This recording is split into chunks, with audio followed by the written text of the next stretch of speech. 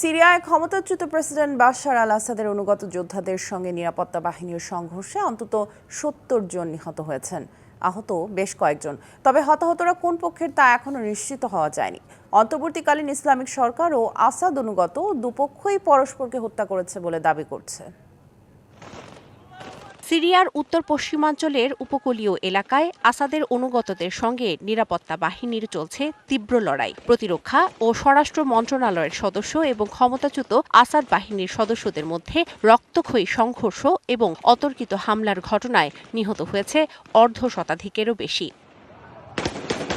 কয়েকটি গণমাধ্যমের খবর বলছে, সাবেক প্রেসিডেন্ট আসাদের শক্ত ঘাঁটি হিসেবে পরিচিত লাতাকিয়া প্রদেশের রুশ নিয়ন্ত্রিত একটি বিমান ঘাঁটির কাছে সংঘর্ষে নিরাপত্তা বাহিনীর কমপক্ষে ১৬ সদস্য নিহত হন। এছাড়া বেশ কয়েকজন আহত ও বন্দী হয়েছেন। হতাহতরা কোন পক্ষের তা নিশ্চিত হওয়া যায়নি। তবে ডয়েচে ভেলে বলছে, জবাবে অন্তত ২৮ আসাদ অনুগতকে হত্যা করে সরকারি বাহিনী। জীবনের সব আয়োজন এখানে একসাথে।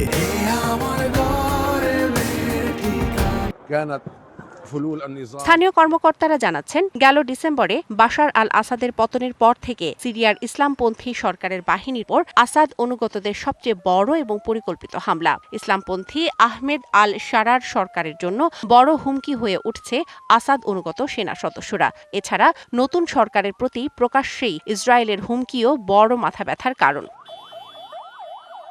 লাতাকিয়ার প্রধান নিরাপত্তা কর্মকর্তারা বলছেন, সাবেক সেনা সদস্য এবং আসাদ অনুগত শিয়া মিলিশিয়া বাহিনী মিলে বেশ কিছুদিন ধরেই প্রদেশটির বিভিন্ন অঞ্চলে চোরাগোপ্তা হামলা চালাচ্ছে আসাদের নিজ সম্প্রদায় আলাউইট। ওই সম্প্রদায়ের অভিযোগ, হোমস এবং লাতাকিয়ার প্রত্যন্ত এলাকায় আসাদ সরকার পতনের পর থেকে তারা সহিংসতা এবং আক্রমণের শিকার। এছাড়া হোমস এবং আলেপ্পো শহরেও সংঘর্ষের খবর পাওয়া যাচ্ছে। শোভন শাহমিন দিশা, ডিবিসি নিউজ ডেস্ক।